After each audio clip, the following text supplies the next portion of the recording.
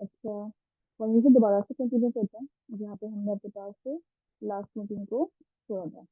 अच्छा, हमारे पास मैथ की क्लियर हो चुकी है। तो बेसिकली हमारे पास हो क्या रहा था कि जितने भी आपके पास नोट्स थे या जितने भी आपके पास कह लें कि आपके पास सी के अंदर ही रील्स बना रहे होते हैं, जितने भी आपके पास नोट्स आ रही होती हैं, उन नोट्स को आप जो है डायरेक्टली कैलकुलेट नहीं कर पा रहे होते हैं। तो आपके पास ये एक फ्री मेथड जो होता है ना, जैसे कि इसीलिए बनाया जाता है कि हम उसके थ्रू अपने पास जो है डायरेक्टली उनकी कॉस्ट कैलकुलेट करके कॉम्प्लेक्सिटी की तरफ उनको लेके आए। ठीक है। तो यहाँ पे अब आपके पास हो क्या रहा था, जो हमने लास्ट टाइम अपने पास क्वेश्चन को ड्रॉप किया था क्लास वाली में, तो हम ये कर रहे थे कि मेरे पास एन की वैल्यू थी। ठीक है। हम n/16 को एक नोट के लिए लिखिए दोबारा से। ठीक है। n/16 के लिए आपने अपने पास टी बना के अंदर तीन बनाए थे। ठीक है। अब यहाँ पे आपके पास क्या आ गया था, n/64। ठीक है। अब यहाँ पे आपके पास हर नोट पे n/64, n/64 एंड n/64। ठीक है। इस तरह से आपके पास ये एक पार्ट है। Same for the two remaining other part, आपने सेम यही काम उनके लिए भी करना था कि आपके पास जो n की वैल्यूज थी वो n/64 होके लाई कर रही थी। अब n/64 जब हम आपके पास दे रहे थे और आपके पास इसकी कॉस्ट कैलकुलेट करना चाह रहे थे, तो इसकी कॉस्ट कैलकुलेशन में जो सबसे पहला मेरे लिए क्वेश्चन था, वो ये क्वेश्चन था आपके लिए कि आप n/64 को किस तरह से जस्टिफाई करेंगे कि वो जो है एक नोट या एक सम में वैल्यूज आपकी लेके आ रही। ठीक है। तो उसका आसान तरीका हमने क्या निकाला था कि आपके पास जो भी वैल्यूज गिवन होती हैं, हम उनकी कॉस्ट कैलकुलेट करना शुरू कर देते हैं। अगर आप कॉस्ट कैलकुलेट कर लेते हैं तो आपके पास जो है उस टर्म को सॉल्व करना ज़्यादा आसान है। हाँ, इससे पहले जो हमने प्रीवियस स्टेप की यानी n/16 की जो थी वो कॉस्ट कैलकुलेट की थी। ठीक है। तो n/16 की जो कॉस्ट मेरे पास आई थी, वो कॉस्ट हम यहाँ पे लिख देते हैं ताकि आपको भी याद रहे। n/16 की जब आपने कॉस्ट निकाली थी तो वो आई थी तीनों के लिए 3n। ठीक है। अब आपकी मर्जी है 3n² बाय 16 लिख लें, यार इनको ब्रैकेट में करके लिख लें। ठीक है। तो 3n² मैं लगा देती हूँ और यहाँ पे क्या आ गया था आपके पास 16। अच्छा, स्क्वायर हम लगा देते हैं यहाँ पे। अब यहाँ पे आपके पास ये n/16 की आई थी। इसी तरीके से अगर मैं एक के लिए सिर्फ काम करती हूँ n/16 से, तो मेरे पास होता है n² बाय 16। तीन अलग अलग आपके पास में फिर इनके लिए हमने n/64 निकाला। अब अगर सेम एज इट इज मेरे पास,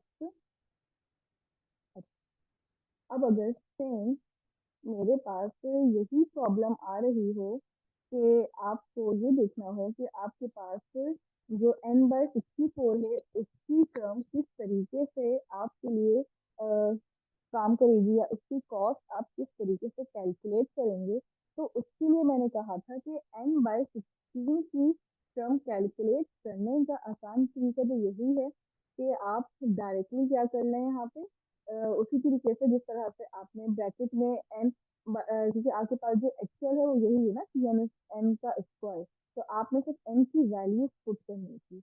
तो अगर मैं आपसे कहूँ कि इस स्टेप में भी n/64 की कॉस्ट निकालने के लिए आप किस तरीके से करेंगे, तो डेफिनेटली मैं यहाँ पे भी सिर्फ एक की बात कर रही हूँ। ठीक है। तो क्या हो जाएगा, थ्री, सॉरी थ्री तो नहीं आना चाहिए अभी, हम डायरेक्टली सी की बात कॉस्ट की करें तो आपके पास आ जाइए एन, और यहाँ पे एन के साथ अब आप अपने पास से यहाँ पे चाहें तो डेफिनेटली डायरेक्टली भी लिख सकते हैं और चाहे तो होल करके भी लिख सकते हैं। मेरे पास 64 था तो अब मैं ऑप्शन दे रही हूँ। ठीक है।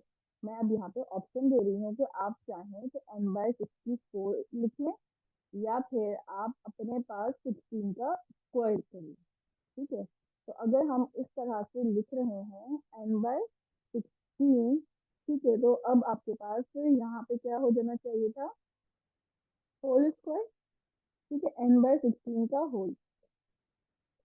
लेकिन मेरे पास अगर मैं यहाँ पे देखूं तो मेरे पास हर नोट अब जो है इंडिविजुअल नोट 3 पार्ट जनरेट कर रही है।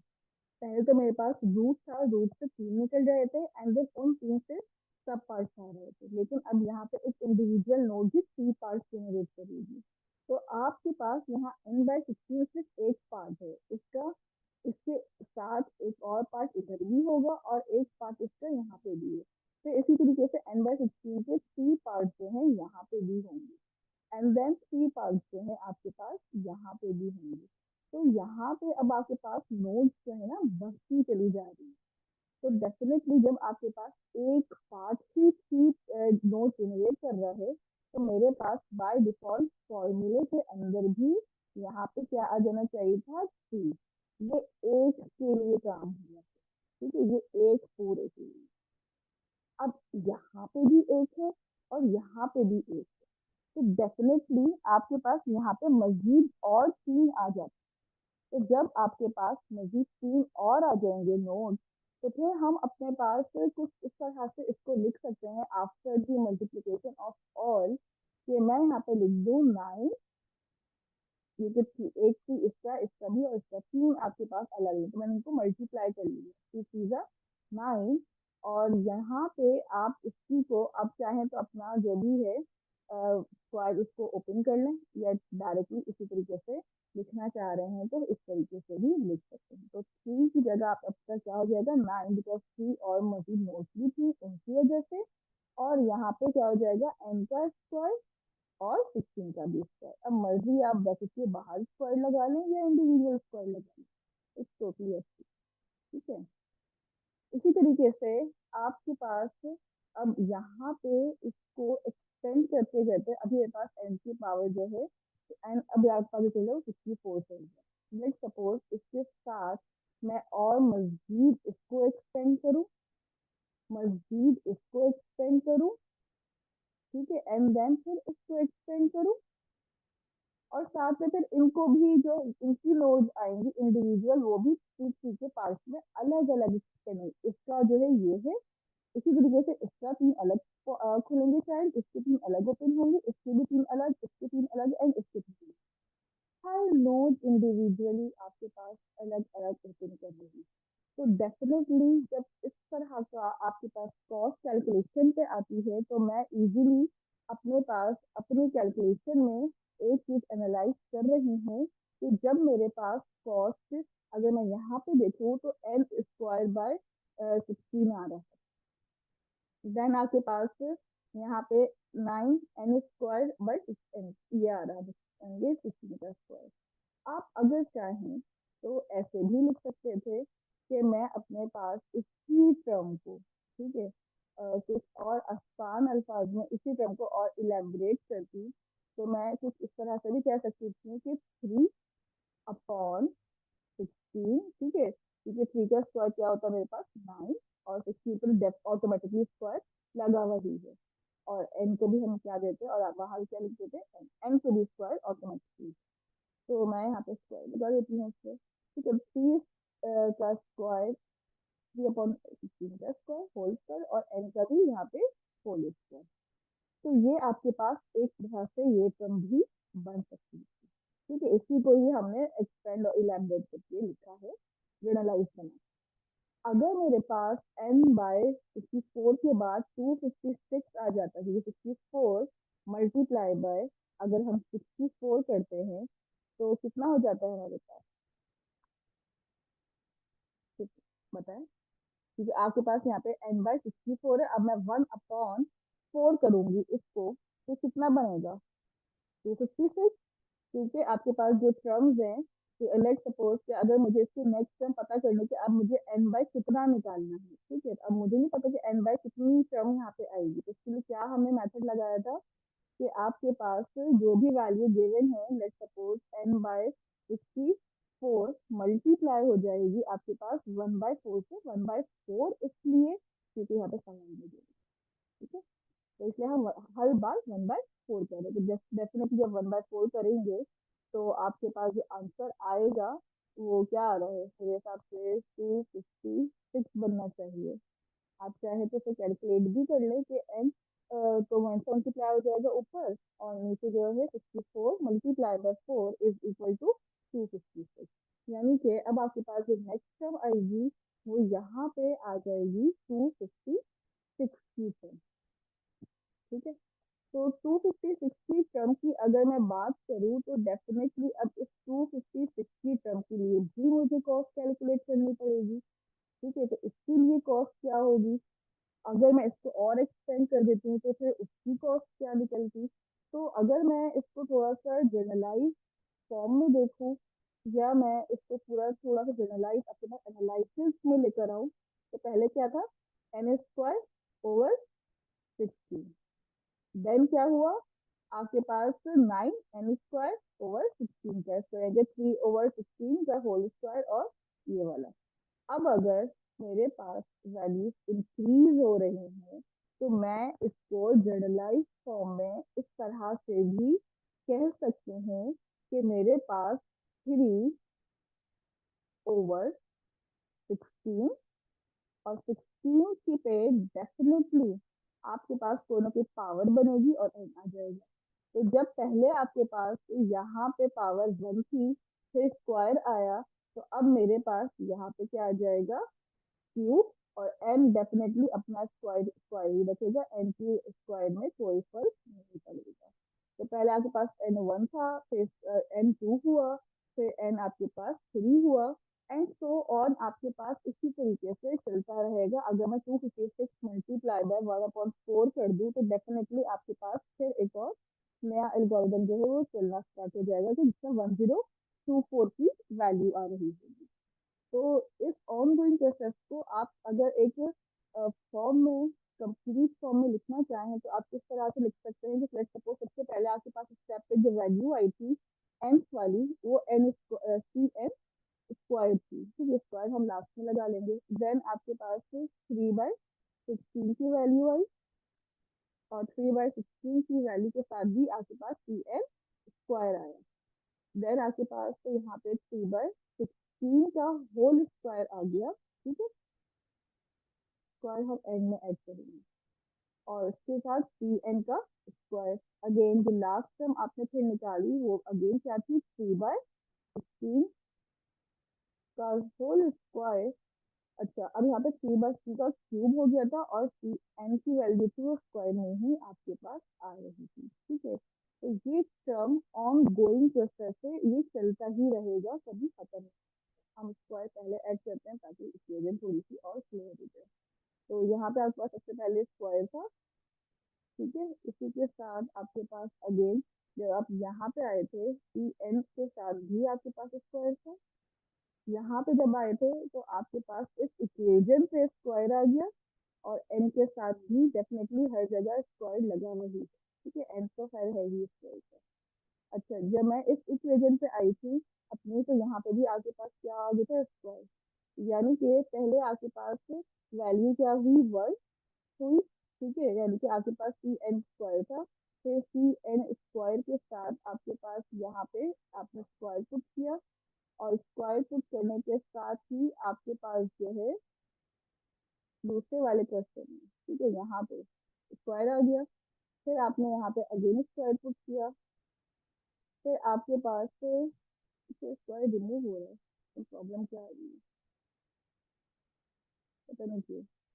तो यहाँ पे स्क्वायर है आपके पास ना, ये स्क्वायर है, यहाँ पे भी स्क्वायर है, एंड तो और सब पे स्क्वायर लगे हुए हैं। ठीक है, तो अगर आपके पास ना भी लिखा रहा हो तो आप टेक्स्ट से जाके भी यहाँ पे मैं इसको एज एन स्क्वायर इंडिविजुअल एक को पुट करवा सकती हूँ, 2 लिख के स्मॉल की पावर पे। ठीक है, तो ये इसका स्क्वायर हो गया। सेम एज इट इज आपके पास जो है यहाँ पे भी आप जो है स्क्वायर पुट करवा सकते हैं, जिसमें आपके पास यहाँ की पावर पे स्क्वायर आया, और फिर यहाँ एन पे भी जो है आपके पास स्क्वायर जो था वो आ रहा है।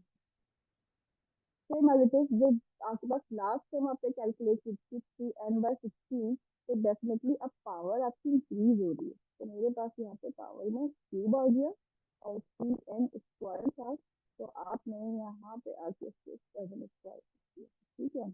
तो आपके पास अगर हम इसको एनालाइज करें तो स्टार्टिंग में आपके पास पावर जो थी यहाँ पे 1 थी, यहाँ पे फिर 2 हुई, फिर 3 हुई and so on. N square is constant, तो आपके पास इसमें कोई भी इफेक्ट नहीं आ रहा।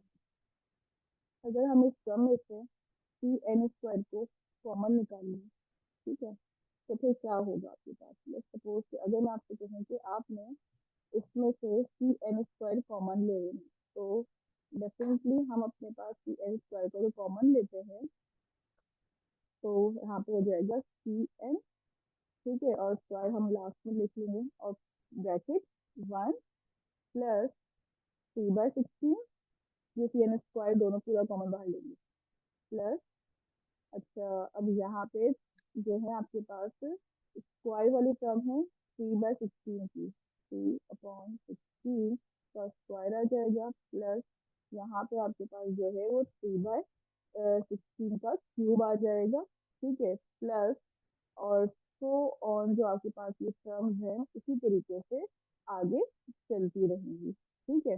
अच्छा पहले मैं इनको स्क्वायर लगा दूं ताकि आपके पास जो है ये क्लियर, यहाँ पे भी स्क्वायर था, इसी तरीके से आपने 1 कॉमन निकाला हुआ है, तो यहाँ वाली टर्म पे भी आपके पास एक स्क्वायर था, मुझे नहीं पता स्क्वायर जो रिमूव किए हुए हैं, लेकिन अगर हो रहे हैं तो फिर हम जो है इस वाली टर्म पे भी लगा लेते हैं, ठीक है। यहाँ पे ऊपर आते हैं और यहाँ पे आके हमने इसका स्क्वायर ऐड कर लिया। अच्छा यहाँ पे भी स्क्वायर था, ठीक है, ये इस टर्म में स्क्वायर ऐड हुआ था और लास्ट वाली टर्म में आपके पास जो था वो क्यूब ऐड हो रहा था, तो यहाँ पे हम एक जो है क्यूब ऐड कर लेते हैं, ठीक है बेटा। तो यहाँ पे आपके पास जो है हर टर्म इंक्रीजिंग फॉर्म में जा रही है। इस तरह की टर्म में जहाँ पे आपके पास 1 प्लस और इस तरह से ज्योमेट्रिकली प्रोपोगेशन हो रही होती है, तो हम इस टर्म को कहते हैं दिस इज ना इनफाइनाइट सीरीज जा रही है। आई डोंट नो कि कहाँ पे स्टॉप होगी, ना टर्मिनेटिंग कंडीशन है जहाँ पे मुझे पता चले कि किस जगह पे स्टॉप होगी। तो इस टाइप की टर्म्स को हम अपने पास ज्योमेट्रिक प्रोजेक्शन में काउंट करते हैं, ठीक है। तो आप चाहें तो यहाँ पे लिख भी सकते हैं कि ये जो टर्म मेरे पास आ रही है वो एक ज्योमेट्रिक प्रोजेक्शन है, जीपी जिसको हम कह रहे हैं, तो 3 टाइप की प्रोजेक्शन होती है ना, अरिथमेटिक, ज्योमेट्रिक एंड हार्मोनिक। तो ये एक ज्योमेट्रिक प्रोजेक्शन है जिसके अंदर आपके पास बेसिकली वैल्यूज जो होती है वो रेशियो में आ रही होती है और वो एक्सपोनेंशियली इंक्रीज कर रही होती है, ठीक है।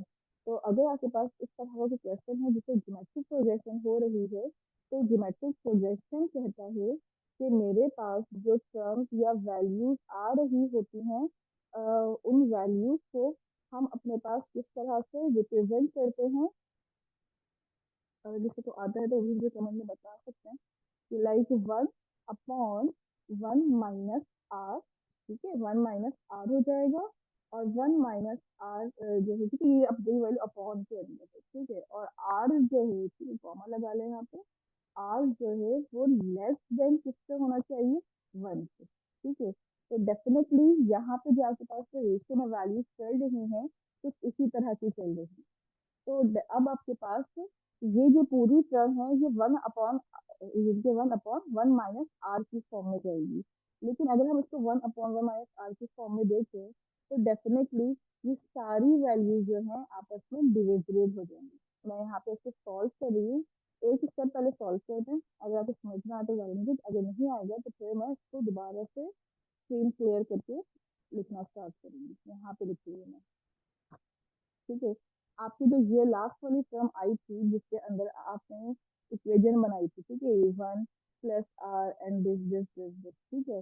तो अगर आप चाहें तो पहले इसको नीचे भी ज्योमेट्रिक प्रोजेक्शन की फॉर्म में लिखना, तो ज्योमेट्रिक प्रोजेक्शन की फॉर्म में किस तरीके से लिखते हैं वैल्यू हम बता देते हैं, क्योंकि ये सी एन स्क्वायर तो एज इट इज रहेगा आपको, क्योंकि वो आपका कॉमन निकला हुआ है। साथ में इसके 1 आ रहा था, फिर 1 के बाद आपके पास r की वैल्यू आई थी, ठीक है, फिर आपके पास r स्क्वायर आया था, फिर आपके पास r क्यूब आया था, ठीक है, एंड सो ऑन। ये एक इनफाइनाइट सीरीज जो है चलती जा रही थी। तो इस इनफाइनाइट सीरीज की वजह से ही हमें यहाँ पे, और क्योंकि ये वैल्यूज आपकी अपॉन में आ गई थी, तो इस वजह से हम यहाँ पे ज्योमेट्रिक प्रोजेक्शन यूज कर रहे हैं, ठीक है। ये 2 जो है वो इसका है और यहाँ पे जो है वो आपके पास 3 आ जाएगा इसकी पावर पे, ठीक है। तो आपके पास इस टाइप की ज्योमेट्रिक प्रोजेक्शन को सॉल्व करने के लिए ये क्वेश्चन बने। अब अगर ज्योमेट्रिक प्रोजेक्शन में इस फॉर्म को उतारना है, कन्वर्ट करना है, तो आप कैसे लिखेंगे? इधर लिखना स्टार्ट कर रही हूँ। Let's suppose C N square ऐसे ही रहेगा, ठीक है। अच्छा, सी एन स्क्वायर के साथ ब्रैकेट ओपन, और ब्रैकेट ओपन करने के बाद आपके पास क्या था? 1/, 1 - r। आपने कहा 1 - और माइनस करने के बाद आप यहाँ पे कह रहे हैं 3/16, क्योंकि मेरी पहली टर्म जो है वो यहाँ पे है 3/16 की, तो 3/16। अच्छा, अब यहाँ पे ना कुछ टर्म इस तरीके से बन गई है कि अगर हम इसको लिखना स्टार्ट करें तो आपके पास बना है 1/1 माइनस, एक मिनट, ये रिड्यूस क्यों हो रही है?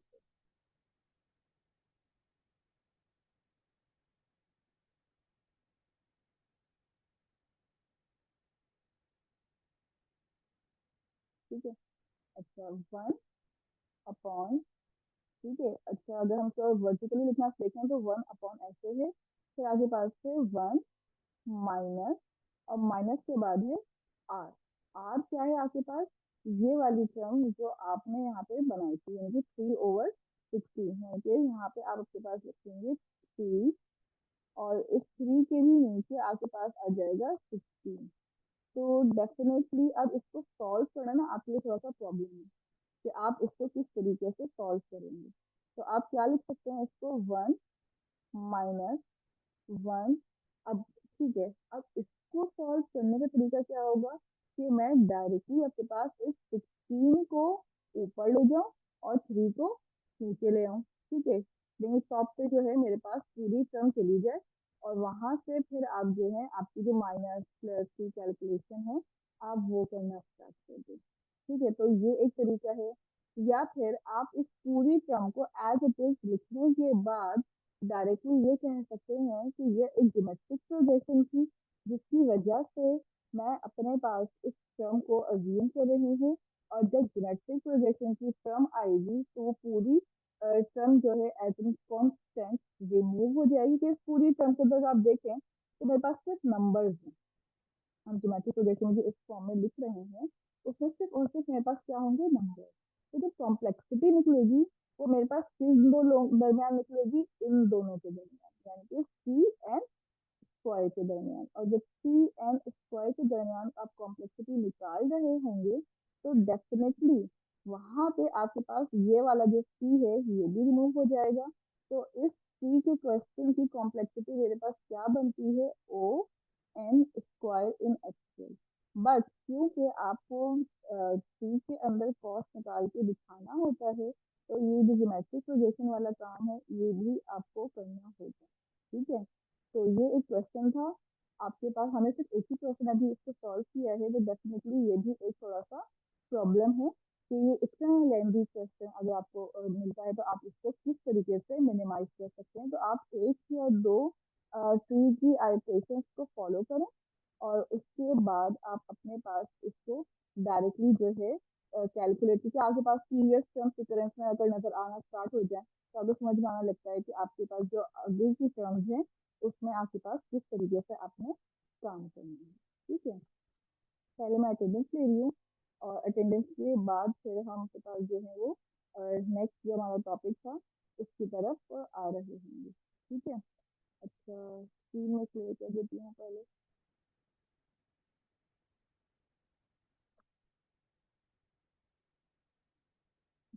स्क्रीन में शेयर कर देती हूँ ताकि आपके पास जो है अटेंडेंस की जो स्क्रीन है वो विजिबल हो जाए। अ,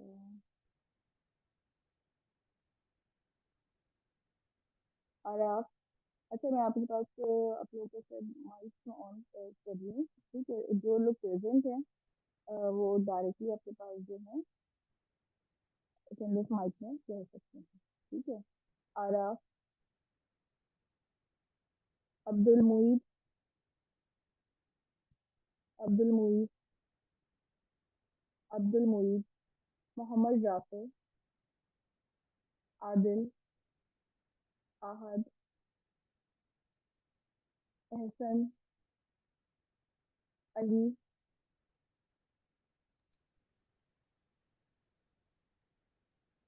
पता है मेरी आवाज़ तो बिल्कुल क्लियर आ रही है सबको, और जिनको आ रही है वो प्रेजेंट कह भी रहे हैं।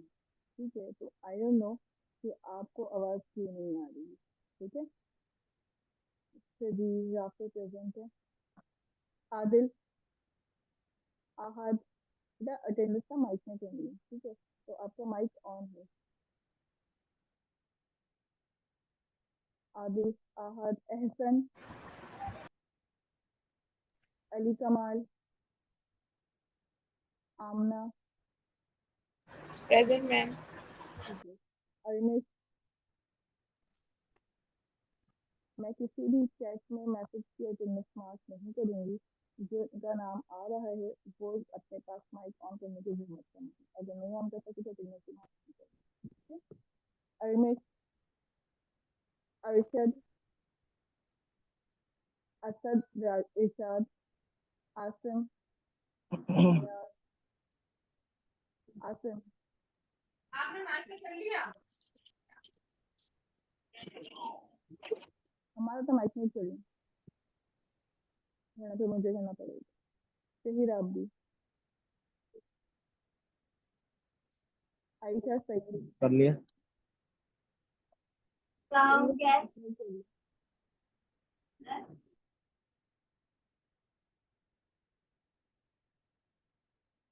आसिम, अयाज, आयशा सईद, आयशा आयशा, फरहान, गुलाम हुसैन, हफ्सा, आमना,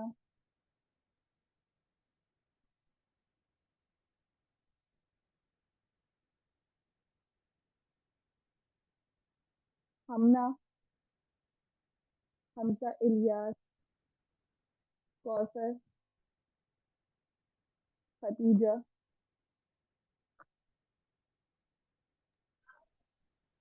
फिजा, present. Laiba, present. Mahnoor, Manahir, Meer, Abdullah, Muazzam, Mohammad Haseeb, Aqib, Anfal, Bilal, Bilal. Present ma'am. ठीक है, प्रेजेंट मैम। ठीक है बिलाल। मोहम्मद हम्माद। Present ma'am. ठीक है, हुसैन अहमद। मैम अरशद अली प्रेजेंट है। आपने एब्सेंट मार्क कर दिए। मेरे ओ वॉइस जो है ना मैम वो म्यूट हुई थी, मैं बोल रहा था, मुझे समझ में नहीं आया। मैम मेरी भी आपको आवाज नहीं आई। हफ्सा महर प्रेजेंट। मैम मुझे अरशद अली प्रेजेंट मार्क कर दें। अरशद अली प्रेजेंट मार्क कर दें। कौन सर? अरशद आपके माइक पहले क्यों नहीं ऑन था जब ऑन है? अनम्यूट तो बाकी मैंने अटेंडेंस से पहले ही कर दिए थे। जब माइक नहीं चल रहा है, क्लियर नहीं आई पूरे लेक्चर में। माइक नहीं चल रहा है दोबारा से।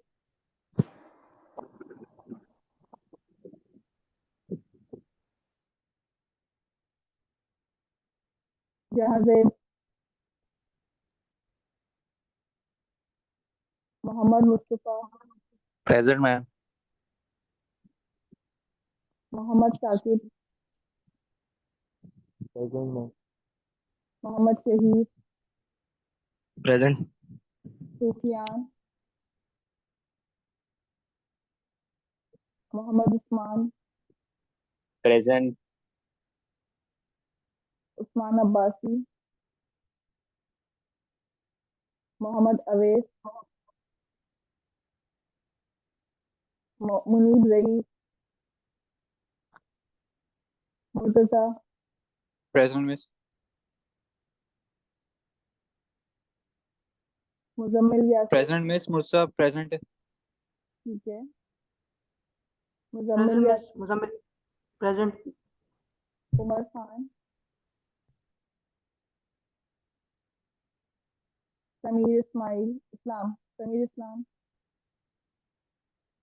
शाहजहां, शाहजहां, सुलेमान, सैयद हुजैफा अली,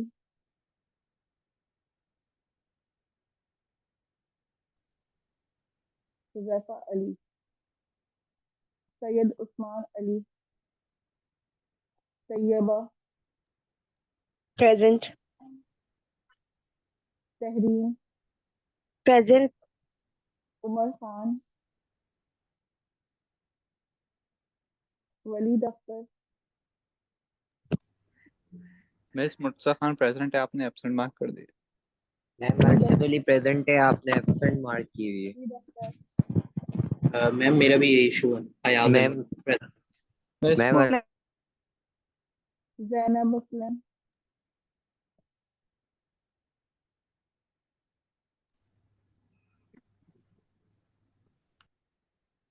मैम हफ्सा महर की भी प्रेजेंट लगा दें। ठीक है, अच्छा मैं आपकी 5 कर दी।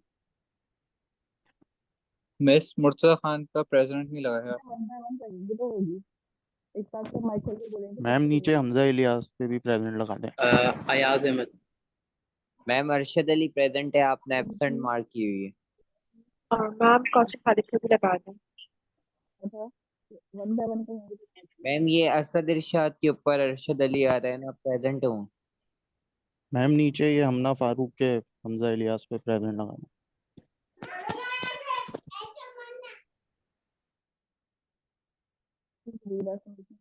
तो मैम अरशद अली प्रेजेंट है। बेटा मैंने कहा था माइक पे वन बाय वन करेंगे, ठीक है, एक साथ सारे माइक ऑन करके बोलना स्टार्ट करेंगे तो माइक से आपकी आवाज समझ आएगी ना सुनाएगी।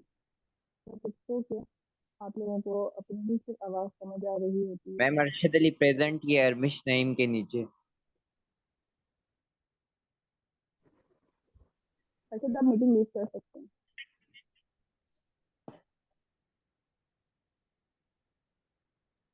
मैम मैम ये अयाज अहमद भी प्रेजेंट। ये अरशद अली अरमिश नईम के नीचे अरशद अली नाम आ रहा है ना, प्रेजेंट हूँ मैं। मिस उमर मुर्तजा खान। खान प्रेजेंट।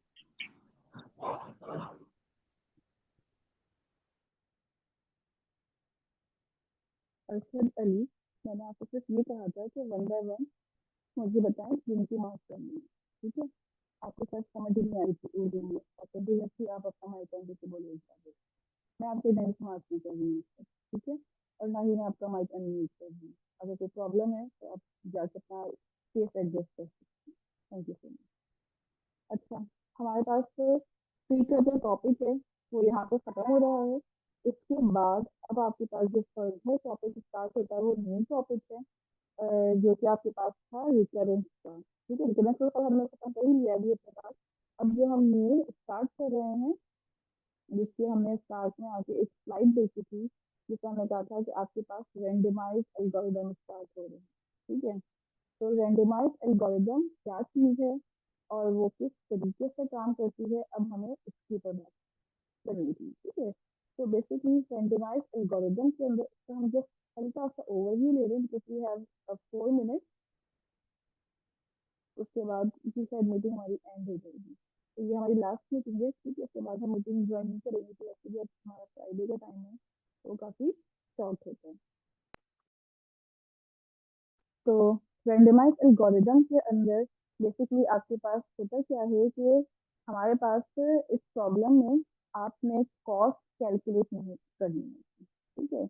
हम अगर क्वेश्चन की बात करें तो क्वेश्चन के अंदर आपके पास रैंडमाइज से ही लग रहा होगा कि आपके पास कुछ रैंडम वैल्यूज हैं, कुछ रैंडम एल्गोरिदम्स हैं जिनको आपने स्टडी करना है। रैंडम का मतलब ये है कि इन टर्म्स ऑफ यहाँ पे कॉम्प्लेक्सिटी नहीं है, ठीक है, यहाँ पे प्रोबेबिलिटी है, चांसेस के ऊपर बात होती है, ठीक है। लाइक सपोज आप अपने रैंडम नंबर की फंक्शंस पढ़ोगे तो हम रैंक कहते हैं, ठीक है, RAND करके। और उसके अंदर कुछ फंक्शंस में आप लिमिटेशंस पास कर रहे होते हैं, कुछ फंक्शंस में आप इनिशियल कंडीशन और लास्ट कंडीशन भी दे रहे होते हैं, कुछ आप सिर्फ लास्ट कंडीशन पास करके यूजर से रैंडम नंबर जनरेट करवा रहे होते हैं। नाउ ये आपके फंक्शंस की प्रोबेबिलिटी पे डिपेंड करता है कि वो कितने फंक्शंस के आंसर आपको रिटर्न कर रहा है, ठीक है। तो इसी तरीके से यहाँ पे भी आपने इसी तरह से काम करना है और देखना है कि आपके पास जो रेंडमाइज फंक्शन है वो आपको किस तरह से वैल्यूज जो है रिटर्न कर रहे हैं या वैल्यूज जो है वो आपको पास कर रहे हैं। ठीक है, अब अगर हम ये कहें कि आपके पास यहाँ पे प्रोबेबिलिटी आ जाती है, तो प्रोबेबिलिटी का मतलब ये है कि number of chances of occurring a value और number of chances of not occurring a value, ये दोनों जो हैं आपके पास प्रॉब्लम एड्रेस हो रही होती हैं पूरे इस रैंडमाइज एल्गोरिथम। ठीक है, अच्छा अली कमाल, आपका नाम मैंने 3 दफा कॉल किया था and you were not present at this time. तो अगर आपको ये लग रहा है कि आप प्रेजेंट हो, आपके कितने मार्क्स चाहिए, तो बेटा आपने ना प्रेजेंट के लिए कुछ कहा है और ना ही कुछ बोला। जाके रिकॉर्डिंग चेक कर लीजिएगा, कितनी भी अपलोड होगी। तो आप मुझे नहीं पता किस तक आपने मीटिंग ज्वाइन की है, बिकॉज लास्ट मीटिंग के अंदर भी आपने दी। I don't know when you join your meeting, मैं भी सर अभी ज्वाइन की है recently when I start this meeting. तो कहने का मतलब सिर्फ ये है, आपके पास के एल्गोरिदम को प्रोबेबिलिटी के पर्सपेक्टिव से अब आपने सोचना है और देखना है। आपके पास टाइम कॉम्प्लेक्सिटी निकालने का जो पार्ट है वो अब यहाँ पे आपका वाइंड अप है। ठीक है, अगर प्रीवियस क्वेश्चन से कोई प्रॉब्लम हो तो हम नेक्स्ट क्लास में डिस्कस डेफिनेटली करेंगे, और जो भी आपके पास प्रॉब्लम थी वो हम एड्रेस जरूर करेंगे। ठीक है, लेकिन जहाँ तक आपके पास रेंडमाइज की बात आती है, तो रेंडमाइज एल्गोरिदम जो है आपके पास 2-3 चीजों पे बेस्ड है। पहला आपका एनालिसिस बेस्ड ऑन प्रोबेबिलिटी, यानी कि number of chances of occurring a value. दूसरा पार्ट है इसका कि आपके पास कौन सी स्ट्रेटेजी आप फॉलो कर रहे हैं।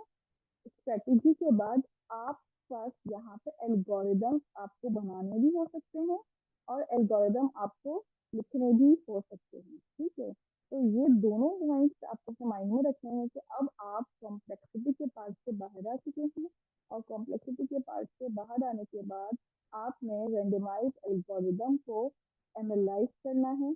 अब एनालाइजेशन आपको किसी भी टाइप की हो सकती है, in terms of code, in terms of a scenario और in terms of probability। ठीक है, इन तीनों में से आपको कोई भी केस दिया जा सकता है। हमारी वाली मीटिंग एंड होने वाली है, तो हम अपनी क्लास को यहीं पे ही वाइंड अप कर रहे हैं। ठीक है, अगर आपका कोई प्रॉब्लम है, क्वेश्चन हो, तो